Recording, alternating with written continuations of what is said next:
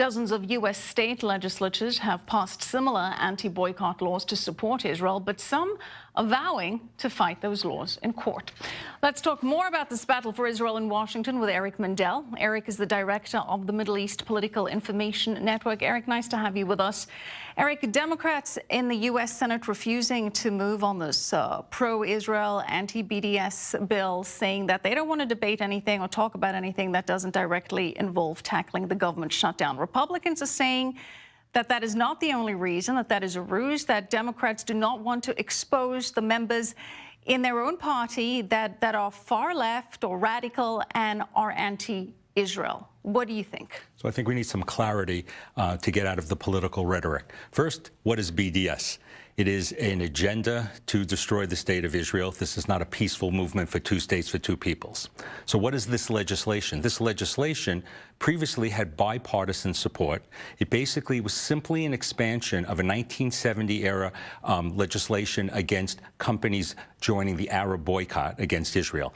This is one that simply protects states who want to boycott the BDS boycotters. So why do we need it now? Because the UN Human Rights Council is now compiling a list of companies, Israeli companies, to boycott.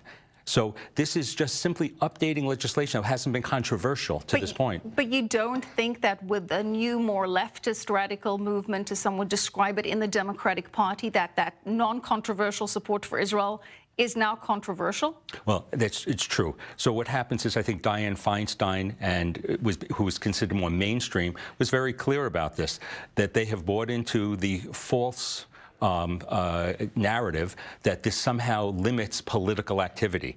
This does not limit political activity. You can still boycott Israel if you want, as an individual, as a civic organization. You're not compelled to do any business with Israel.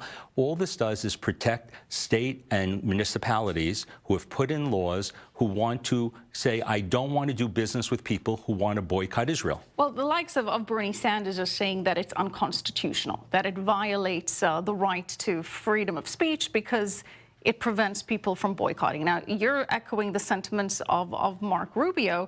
He's saying that it's not about free speech because Marco Rubio, rather, because as he tweets, local and state governments should be free to end contracts with companies that do.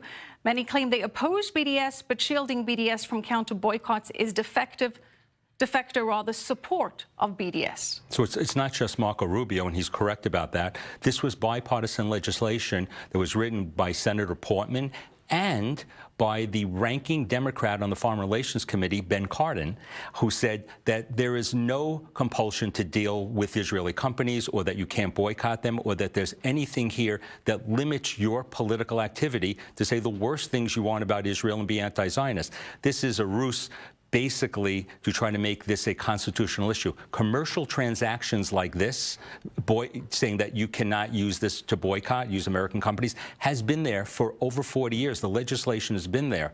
There was a Ribicoff amendment that was put in about things like this back in the 70s. And so none of this is really new. What you're implying, and it is true, is that a part of the Democratic Party, the progressive wing, has basically been hostile to a lot of things regarding Israel and the Netanyahu government. And they're using this BDS legislation to advance an agenda, especially the people who are running for the 2020 Democratic primaries. And are establishment Democrats, like Feinstein, not wanting to expose those new members of the party and their anti-Israel sentiment?